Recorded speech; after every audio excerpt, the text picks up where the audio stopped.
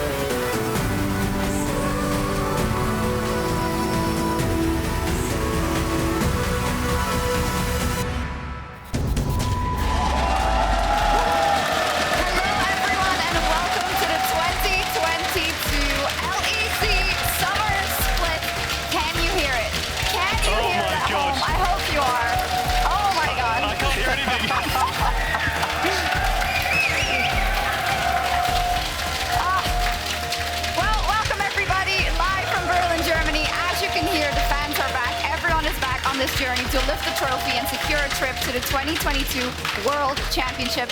Exciting times are ahead of us, and now that they've given us a minute, thank you so much for coming back. We have missed you so much. I gotta say, welcome Goldberg and welcome Cadril. We were all getting a little emotional right before the show kicked off, just because, yes, some of you were here for the finals, but this we haven't seen in 2 years. It's been way too long. I've never even seen a crowd since the spring finals, right? That was the only crowd I ever worked under. It's been 2 years of me now being a caster, and this is the first time I get to experience this. I mean, this is the first time I'm getting to experience a crowd, period, and the energy absolutely amazing from them. Yeah, it's going to be really, really amazing. What's also amazing is, of course, that it is Pride Month. We'll be celebrating along with all of you all month long, off and on the Rift. I've already introduced you guys. So let's start talking about the league a little bit, the LEC, because it was one hell of an off season. Let's take the schedule, pull it up behind us so that we get kind of an inclination of the matches today, but also a jumping off point to everything we need to talk about.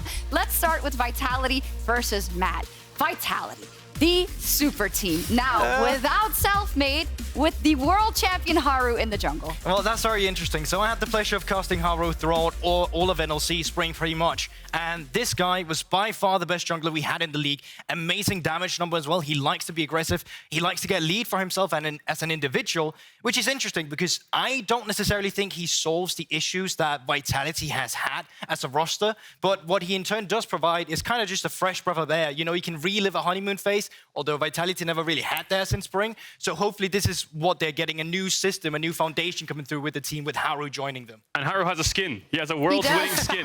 Who can 2017. He only played one game, but that does allow him to get a skin. It's on Ezreal. Long story. Ezreal was a good jungler back in the days. Doesn't work anymore. But yeah, I think it's a good addition. The best kind of addition I see in Haru is the fact that he already speaks English. He's played in many different regions that already are English speaking. Normally when you bring a Korean over to Europe, it's very kind of difficult to integrate them because of the language barrier. But the benefit for Vitality is he already has that English under his belt. Yeah, it was a bit of a shocker for all of us, I think, that Self-Made was no longer with the roster, but we're excited to see what they can do, bring in a literal world champion to help out, rather. Let's talk about the Mad Lions as well. FLICKR, in his rookie season, he didn't get to see Summer. You know, maybe he deserved a little bit more time, but Mad Lions wanted change now, and they brought in Nisqy. I mean, they won 2 titles, right? They come into spring, and then they don't even make playoffs, right? So they need to make something change. FLICKR, I mean, they did go 3-0 in the final Super Week. Obviously playing 3 games of TF. Maybe Mac and the coaches didn't see enough kind of established in this player and established in the team from spring to take them to summer and push towards Worlds, which I expect their goal to be.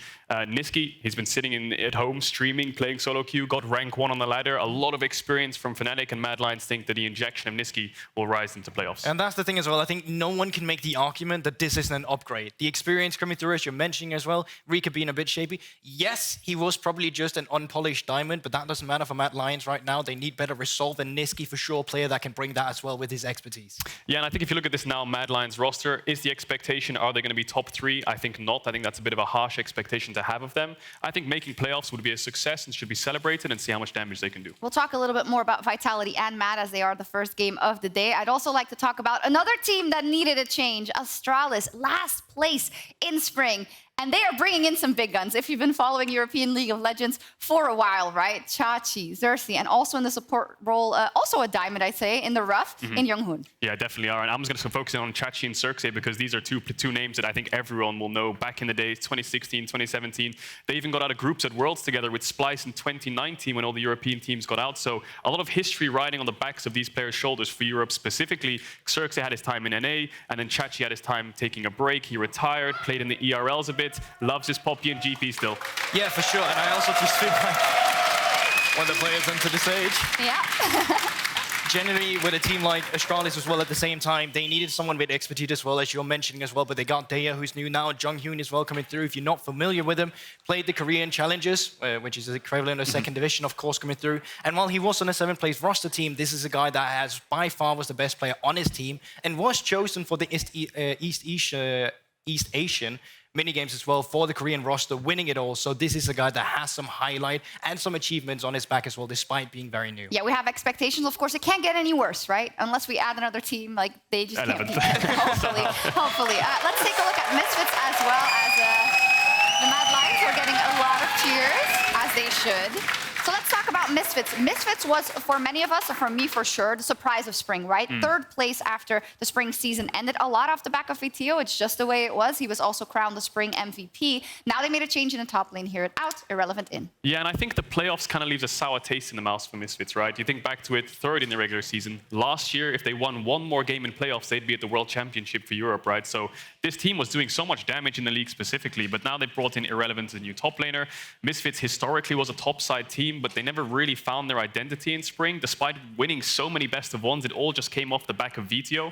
And I wonder what Irrelevant brings to the team. Is he going to be the I can slot in as hear it and carry games, you can play for me? Or is he going to be more of I will give up a lot and get VTO ahead? From what we've seen so far, at least from the European regional point of view, right, this is a guy that barely gets resources from his teammates, and he fights on his own. Sometimes that kind of does show in the stats as well. This is a guy that likes to be very far up in lane, despite playing the tanky matchup. On a good day, that's excellent. On a bad day, still some of the hero tendencies that we see there. But I, for sure, to answer your question as well, Cage, you'll feel like that you got potentially an AD carry in Neon to play again for now as well. It doesn't have to be the VTO show. Maybe you have a more clear dynamic now where it doesn't always have to be a Camille coming through as the last pick, but maybe a tank to set up the rest of the team. Yeah, it's all about also being able to activate those other pieces you have on that squad, like a Neon, who can also do damage. Let's see what Misfits can do in summer. Finally, I'd like to talk about Team BDS as well. With Grabs at the helm, that wasn't necessarily the results that they wanted last time around. Agresivo now promoted, and Erdote as well. They're teaming up again with Syncroft. That's kind of the Polish connection there. 3 out of 5 now.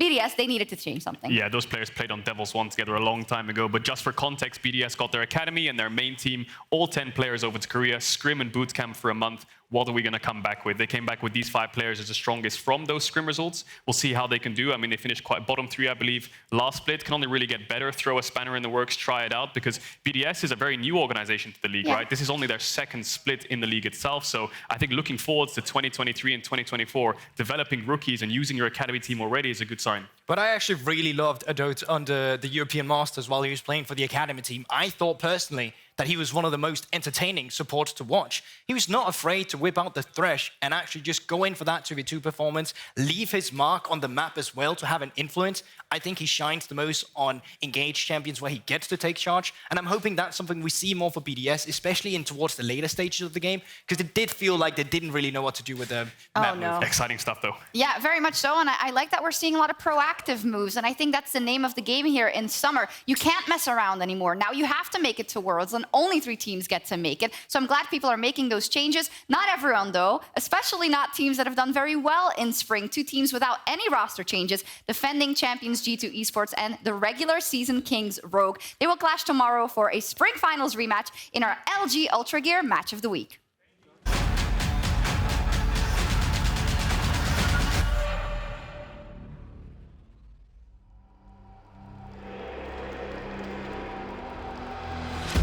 G2 versus Rogue. our first match of the week, a rematch of the spring finals. Can they steal the soul away from G2? They don't have a jungler. Larson slides in, but Caps dives back. A double for Caps, and the death of Rogue is written in stone.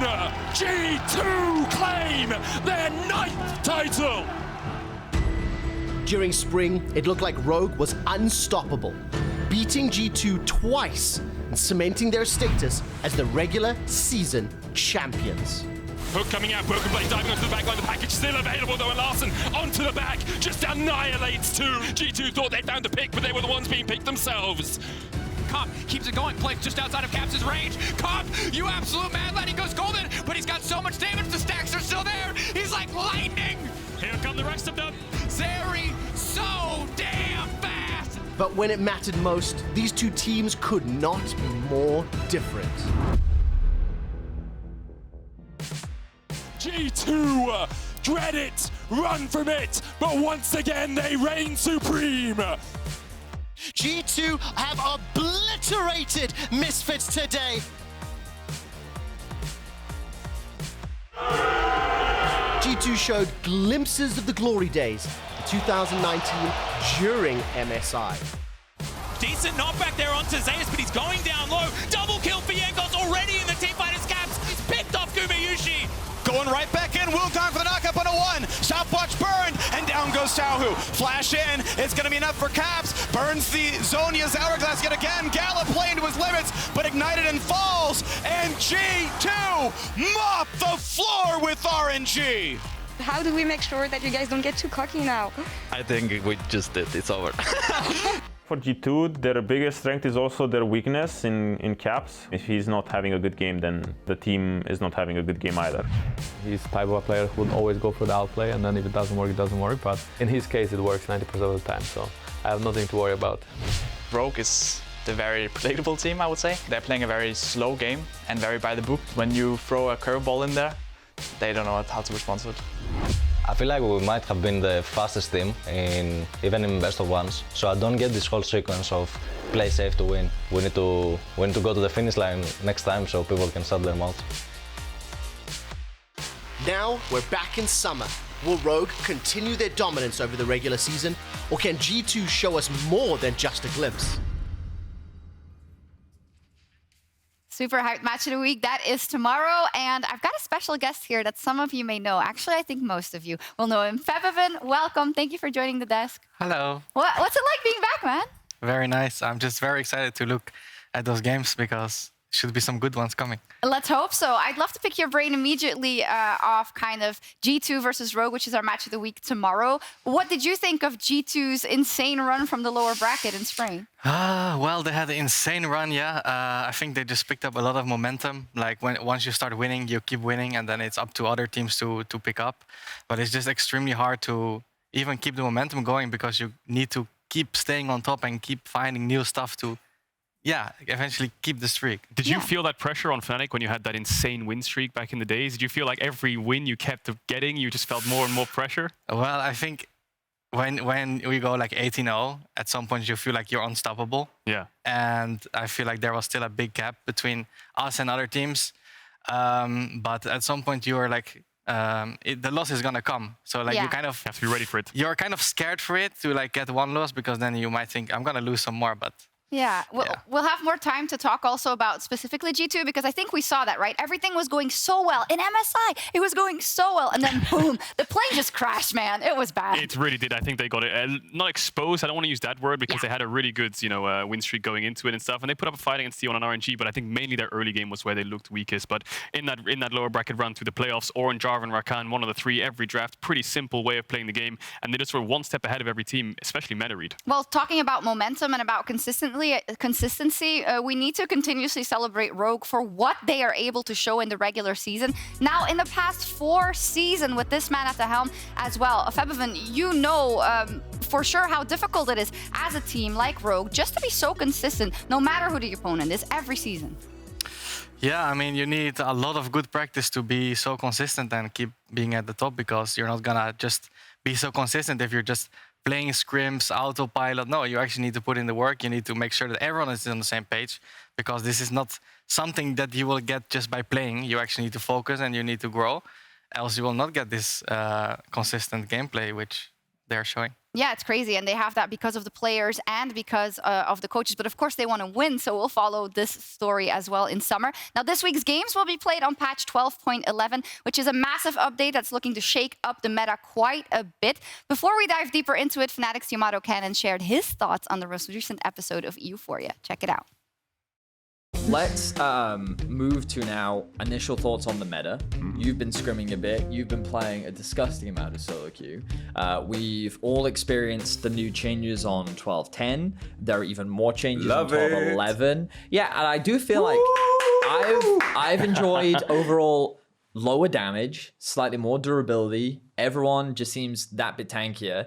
But let's just start with you, Yamato. What are your initial impressions of the meta? And like, you know, you can go in as depth as you want. Obviously, you have a lot more insight than perhaps we do. But give me your initial impressions on the meta. I like it. Yeah. Picasso. Like, I like Picasso. It's so good. Like, the game is so fun. Tell me why. Tell me why. I played this game for 12 years because it's like, it feels like your decisions actually matter, you know? I think it feels like your decisions matter. It feels like there is a clear idea of how you have to use your resources when you fight.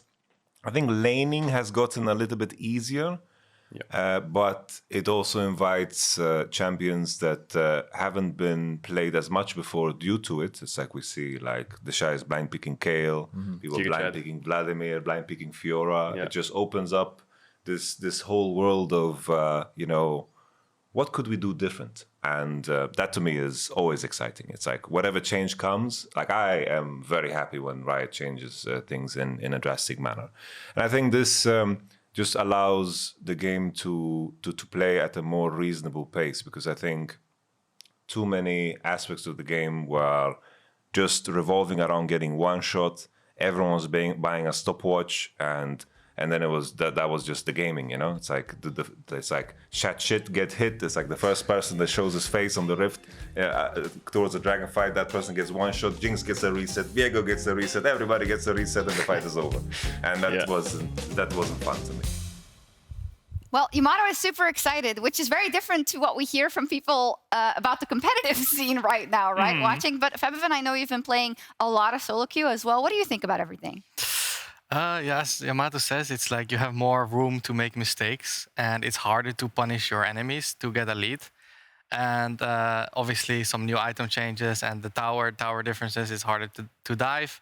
And it's just a lot of different stuff that, as he said, like that you can blind pick certain champions now that you couldn't maybe before because of those small, tiny changes. Yeah, and we saw it on screen, the kind of armor and magic resist per level. They got the health as well. And we're the first major regions to play on 12.11, I believe. I think most major regions are still playing on 12.10, and that does have a lot of other changes. This was another huge patch, a lot of champion changes, Kog'Maw to Aphelios buffs and things like this. All the AP items got changed as well, grievous wounds, shielding, healing. So this is a massive patch, and I feel like the meta that we've seen in 12.10 might be different to the meta we'll see in 12.11. Will it take a while for the pro teams who we'll see even here in the first week of the LEC to completely embrace everything, you think? For sure, yeah. I mean, you have...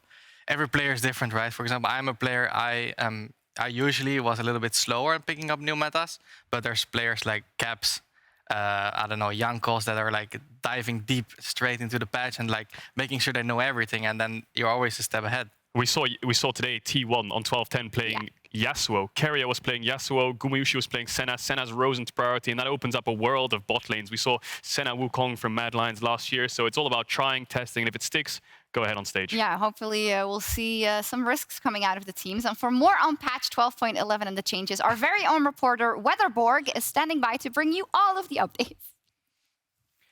Thank you very much, Sharks. We've been tracking a storm for the past few weeks, which seems to have left its mark all over the world, and it is heading to Europe. Here's what we know about it so far.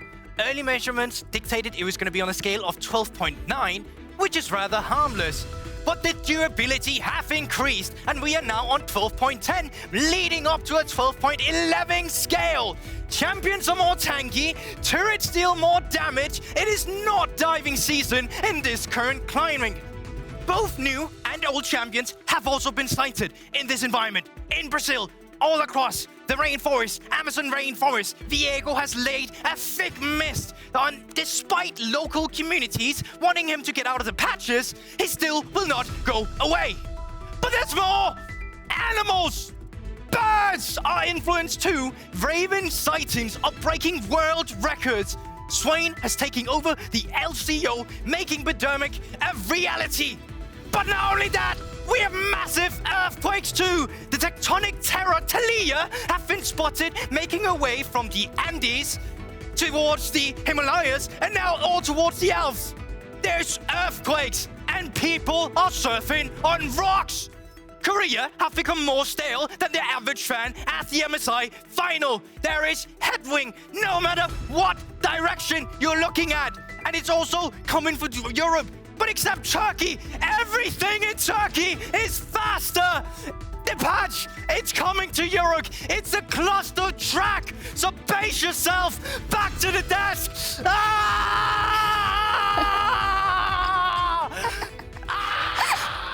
Oh my God, someone go help him, please.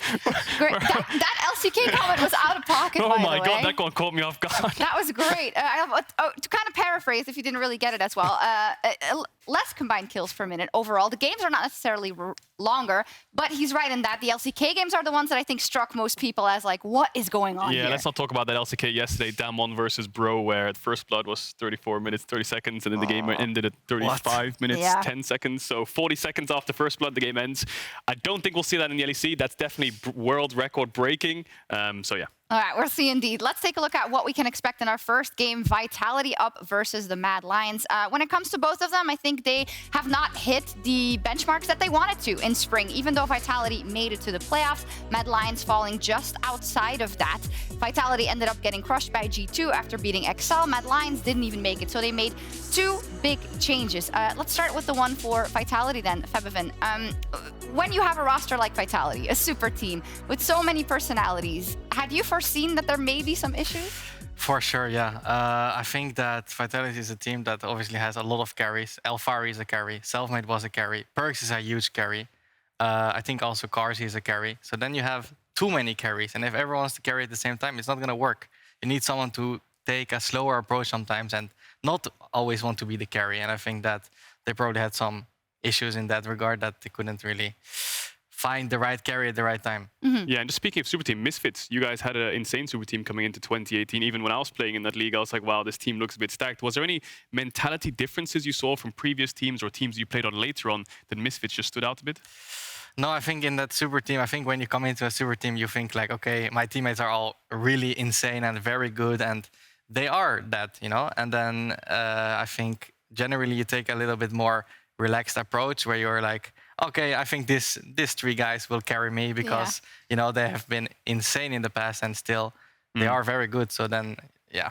Yeah, it's interesting because one of the people I would expect to carry this Vitality roster is Carzzy, because we saw, yes, spring last year, him and Kaiser were very shaky and volatile. And I think we made so many jokes about them dying 2v2 and jumping in. There was this insane stat I remember for the spring finals that they were like the bot lane who got 2v2 killed the most. And then we come to the finals against Rogue and they were still losing bot lane so hard, but they won.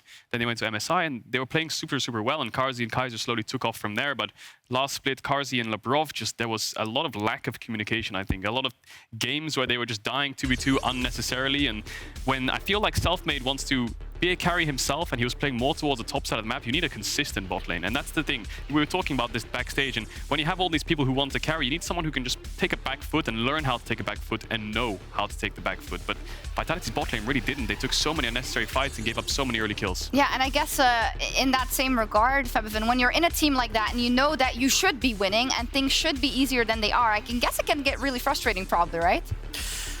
Yeah, I mean, it all comes down to balance, right? I think that every lane can be aggressive at the right time, but every lane also has to be cautious when to not be aggressive, and you have to be defensive because sometimes if you lose your lead or you cannot play aggressive enough, then it takes a toll on you. Like you will fall behind or you will get extra ahead, but you need to know how to deal with that. We have a little bit more time. There's a small delay getting to stage, which we actually That's expected. perfect. I want to add on to that a little bit because I feel Only like 2 minutes, don't go ham. Oh, okay, no, not too ham. But when I look at players like, you know, Carzzy, and we talk about bot lane, not only himself, but the players around him, we can see it clearly from the outside, but they should easily know it from the inside. They should know their own problems, whether it's yourself identifying them and self-reflecting or your team pointing them out. And if you take that feedback and you use it constructively to grow as a player, that's fine. Not every player is going to have an insane trajectory, right? You're not going on a straight line. You're going to have bumps and such up and down the road. We saw it on Carzzy last year. We saw it a little bit in spring. I'm sure he has the caliber and the players around him to just push it back up. Definitely. And speaking of Carzzy, the man himself is now standing by with his former bot lane duo partner Kaiser for an interview with Laura. Take it away, Laura. Thank you, Shox and Carzzy. Kaiser, thank you so much for joining me for this very first summer interview with an audience again, which is really, really cool. Yeah, let's talk about both your teams because you're both coming off of a disappointing spring split, if I may say, given the expectations. I mean, yeah, you were together, and since you split, things haven't been going the right way, I feel, the expected way. Talk me through the changes you went through with Vitality, bringing Haru in, and how you think it's going to be the problem solver for Vitality. Okay, so we had just one change, which was Haru to the jungle department, and I think it's going to be a lot better because I think he improved the overall team structure and the team atmosphere, so I'm excited to see how it goes on stage as well. Yeah, we'll see that a bit later. But about you, Kaiser, bringing Nisqy in also, what does it change for you? I mean, I think last year we just needed a more experienced player. I feel like Rika was good mechanically, and he also improved a lot. But I think what we identified is that we just need like more experience, more like shot calling out of mid lane, more plans, and I think Nisqy is like a good player to do that, and yeah, I feel confident. Yeah, I hope this will be the change that both teams needed, but a bit more about you, because last year we were used to seeing you together on the Rift. You'll be facing off once again against each other. Your take on Carzzy and his new bot laner at Vitality, tell me. I mean, I think I think they're worse than with me, of course. Like Carzzy, I think was always a really good player, right? I think at MSI, for example, we showed that we can hold our own against like the best of the best, and I feel like it's not like one of us, right? Like being really good or anything. It's just like we played really well together, and so I think Carzzy is like a really good player, and I think Labrov as well. Like he shows in solo queue always good, really good like mechanical prowess.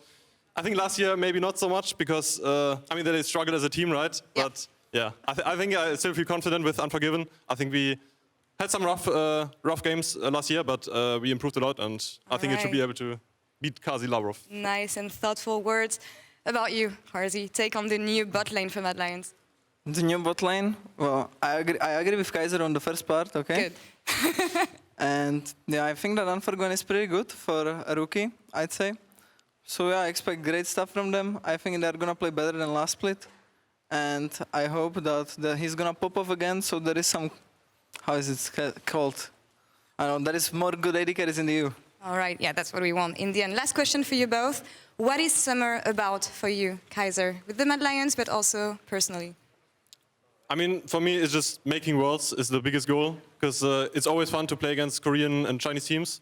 You can learn so much from them, and I think that's what everyone should strive for, like being better than last year and stuff like this. And I think that's what we should aim for as well. And this summer, just making top 3, just making worlds, and then improving. And yeah, that's what I want. Making them 3 worlds. And you, Carzzy, what is summer about? And of course, it's worlds. And improve as much as possible so you're ready for the better teams at the international event. So improve. It's pretty simple. All right, really simple indeed. Guys, thank you so much for the interview. Best of luck on the Rift later today. And Shox, back to you. Great to see that stellar bot lane that used to play together. Now they are rivals on the Rift. Awesome job, Laura. That is fun. Super nice to see you interviewing everyone with everyone in the arena once again. But let's talk about the Mad Lions then. Kaiser clearly saying these are not, you know, this doesn't align with our goals, the fact that we didn't even make it to the playoffs. Now they have Nisqy in there, who you know quite well as well, Febiven. What do you think he's going to bring to this roster?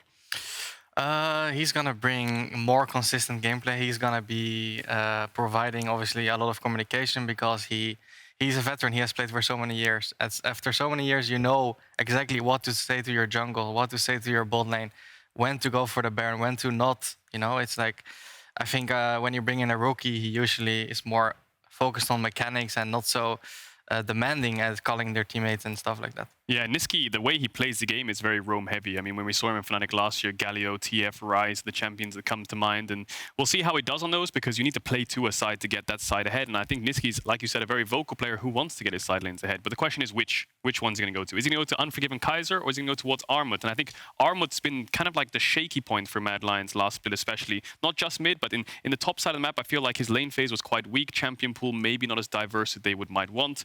And I think Yamato said it on Euphoria. Niski, Armut, if the meta is in their favor, they should be all right. But if it's a very innovative meta, we heard him talk about Fiora and Kayle and all these Vladimir champions. Armut, to me, doesn't look like the player who could pull it off in one split. He's more of like a comfort player, you know, Gnar, Wukong, and Jace. So they need to be on their toes. They need to be ready to adapt at any moment. So what you know of the new patch coming in now, how does it feel for you in terms of Mad's strengths? Well, I think their bot lane should be okay. I think Kaiser is more than happy to pull out many different supports. Range supports, melee supports, anything of the likes. I mean, he was, like we said, Senna Wukong enjoyer, and he was the Wukong player, right, I believe? Yeah. So as long as Unforgiven's got his Senna ready, I'm sure Kaiser's got a handful of champions that he can pull out. We'll see if they prioritize that in the draft. Yeah, we'll see. Indeed, final words before we get into this game. Febiven, it's probably really exciting for them as well. Many of these players haven't played in front of a crown for ages, and now it's all about summer. It's all about getting to Worlds. It's such a difference playing from home or like in your office to playing in front of a crowd.